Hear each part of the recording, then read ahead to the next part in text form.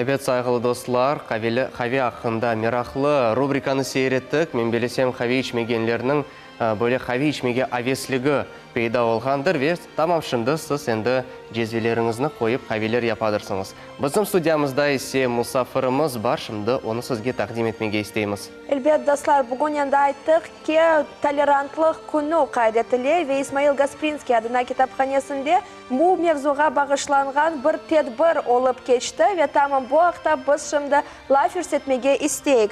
Bizim studiyamızda ise İsmail Gasprinskiy adına kitapxonesinin usulşunaslıq bölügünün rehberi Elnara Kurtaliyeva. Selam алейкум, Hoş geldiniz. Давайте перейдем все-таки к теме мероприятия. Вот в библиотеке Гаспринского прошло мероприятие, посвященное Дню толерантности. Расскажите, как оно прошло и какие основные цели преследовало? Назвали мы его очень красиво. Назвали мы его «День доброго соседа». Потому что мы живем на одном полуострове. Мы все соседи. А если мы еще и добрые друзья, это вдвойне хорошо. Ну какая цель? Мы сделали это мероприятие, да, к Международному дню толерантности. Часто люди, которые вот живут рядом с нами, мы не замечаем их проблем. А на самом деле вот внутри у них это такой стержень, это такой образец стойкости, силы, что, наверное, вот нам, людям без каких-то вот проблем со здоровьем, без патологий, да, просто вот нужно брать пример с них. Эти мамы, которые работают с этими детками, вообще им огромный поклон, они занимаются ими, развивают их. Это действительно талантливые, умные дети. Почему именно эта тема? Ну, вы знаете, уже не раз снимали сюжет на эту тему. При библиотеке у нас работает Центр детского чтения «Чохарачех». И работаем мы в рамках социально-культурного проекта «Территория равных». Это работа с детками, скажем так, с проблемами здоровья. Вот. И вот это мероприятие, которое мы как бы сделали, на самом деле вот наши добрые друзья, да, я не буду говорить, что это партнеры. Да, они партнеры, но добрые друзья, соседи, Государственный комитет по межнациональным отношениям, Дом дружбы народов.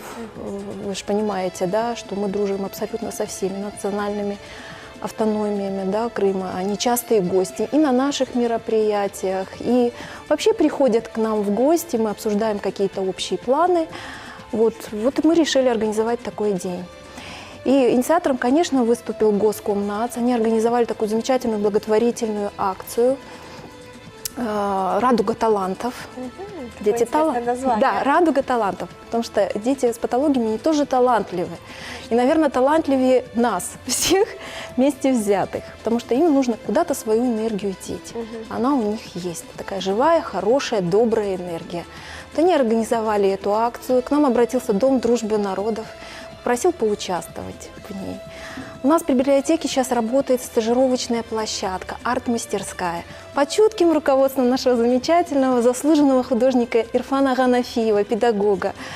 Студентов 4-5 курсов, вот они проводят у нас мастер-классы для таких детей, они рисуют. Ведь рисунок – это вот отражение внутреннего состояния вот ребенка. Да? У нас есть прекрасный искусствоведческий фонд. Ирфан Ага регулярно знакомит их с художниками нашими, крымско-татарскими, техникой рисования. Вот когда Дом дружбы народа к нам обратился, мы подняли все их рисунки, они нам оставляют. Эти рисунки мы устраиваем в выставке. У нас есть такой небольшой, но очень хороший фонд книг шрифтом Брайля. Это замечательные сказки Андерсона, переведенные на крымско-татарский язык. Другая литература на языках народов Крыма. Да? И вот мы организовали на базе Дворца культуры профсоюзов такую книжно-иллюстративную площадку. Вы знаете, это был такой ажиотаж вокруг нее, потому что пришли участники этого проекта, пришли другие наши друзья из тоже специализированной школы для глухонемых деток. Они пришли посмотреть на это. Мы выставили книгу «Призер», мы когда-то вам говорили, да, победитель всероссийского конкурса на лучшее издание на национальном языке шрифтом Брайля для слепых и слабовидящих ребят. Виталий Бианко «Где раки зимуют». вот, вообще такой популярности. Вообще мероприятие, конечно, прошло просто замечательно. И дети были счастливы, когда их иллюстрации появились на огромном экране электронном, да, на сцене. То есть, ну, наверное, вот мы внесли вот такое хорошее дело вот в копилку добрых дел. Мы за них были очень рады, что они как-то реализовались, конечно. Ну и в библиотеке проходил ряд мероприятий. К нам с экскурсией пришли другие ребята, которые уже тоже стали нашими друзьями с Лозовской школы-интерната.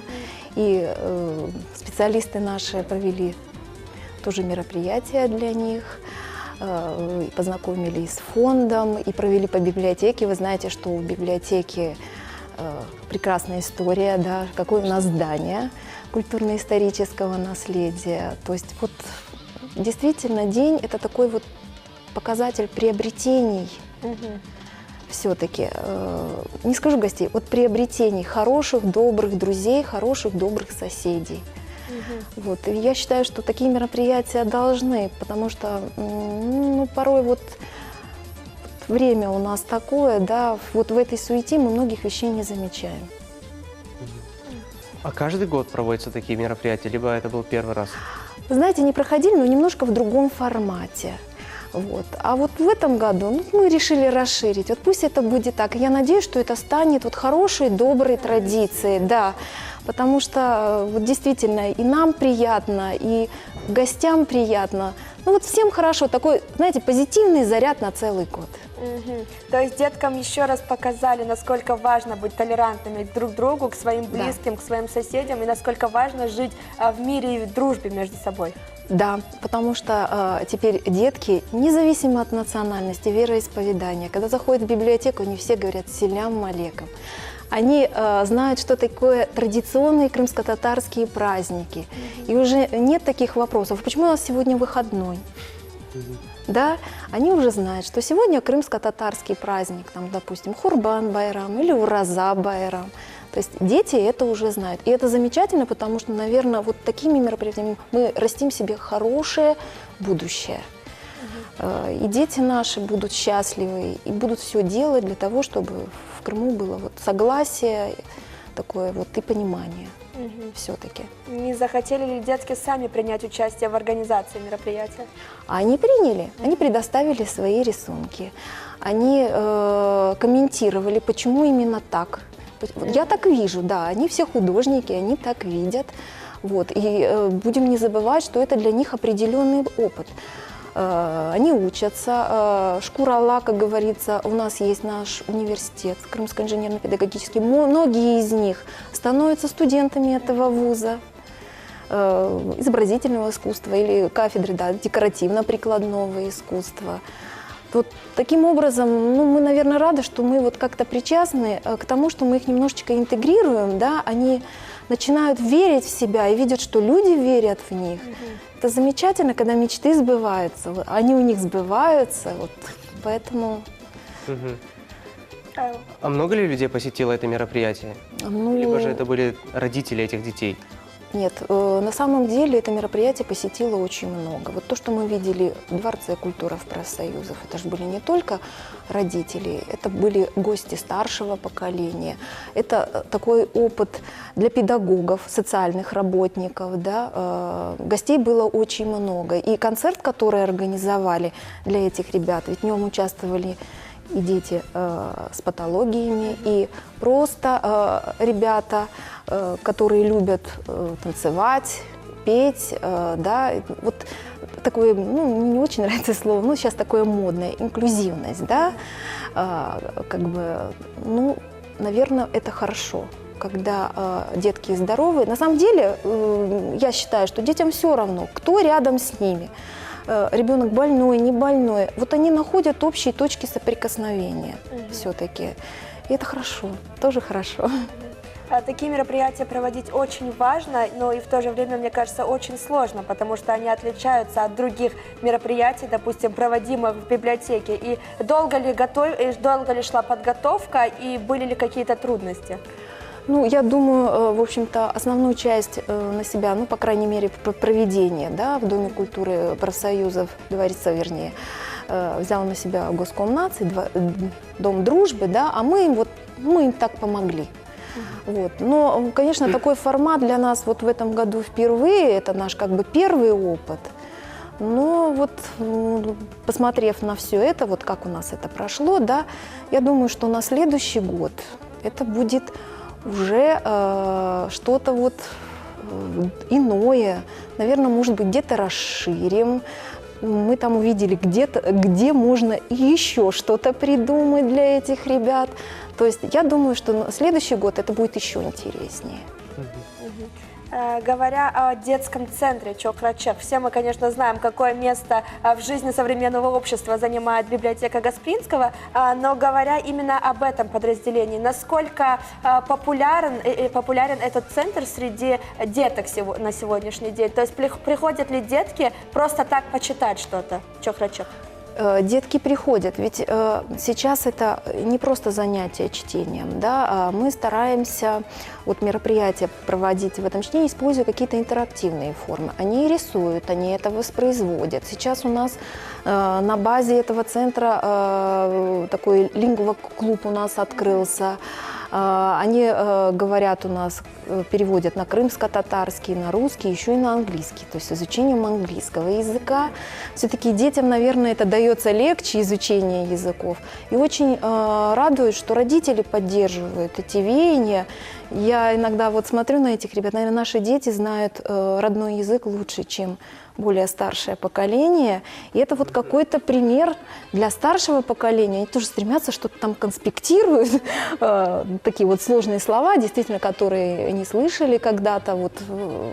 Это очень радует. И вот объединяет это семью все-таки. Говорю спасибо мамам, которые находят время, помимо домашних дел, еще и заниматься вот так усиленно с детьми. А есть ли представители других национальностей, которые хотят выучить крымско-татарский язык? Вы знаете, у нас ходят несколько ребят, которые действительно им нравится, какой-то набор слов они для себя изучают. И это замечательно, потому что сказать человеку, соседу, другу на его родном языке «здравствуй», «спасибо», «до свидания», хотя бы вот эти 3 ключевых слова, да, это уже хорошо. Это уже хорошо. И когда он сидит и понимает, о чем идет речь, мне кажется, это только плюс в плане интеллектуального развития, да, языкового. Поэтому... А хотели бы вы чаще проводить такие мероприятия и привязывать их не обязательно к Дню толерантности, а, скажем, там очень часто бывают такие малоизвестные праздники, например, как День улыбки, День ребенка, ну это уже популярный. Вы знаете, у нас настолько много мероприятий проходит, и каждое вот это мероприятие, это действительно приобретение друзей.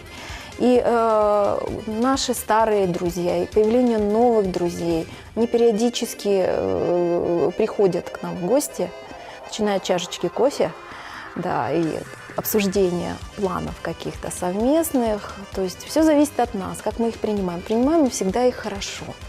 Вот, и друзьями мы тоже остаемся надолго.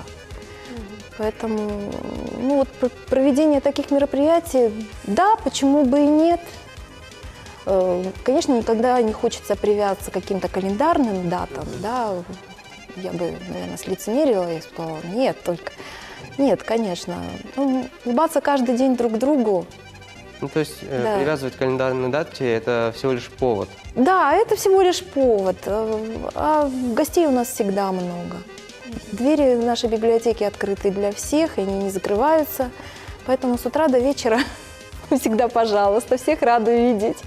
Çok sağ olun, что пришли сегодня к нам, что поделились таким важным мероприятием с нами. И, конечно, сağ olun за тот труд, который вы делаете, потому что это действительно очень важно для современного общества. Ну, это вот работа с такими детьми, наверное, это нужно больше нам. То есть людям без патологии, потому что это действительно дисциплинирует, это воспитывает внутренне, когда ты видишь вот эту силу. На самом деле это очень сильные люди. Çok sağ olun. Хорошего дня. Bizim programımız ise dostlar devam ete. Bizim növbеттeki kısımız endi hazır. Sonra sekene de bu studiyada sübetimizni devam edeceğiz. Muzikal teneffüsünü yapamız dostlar. Sabah programmasından ayrılmanız.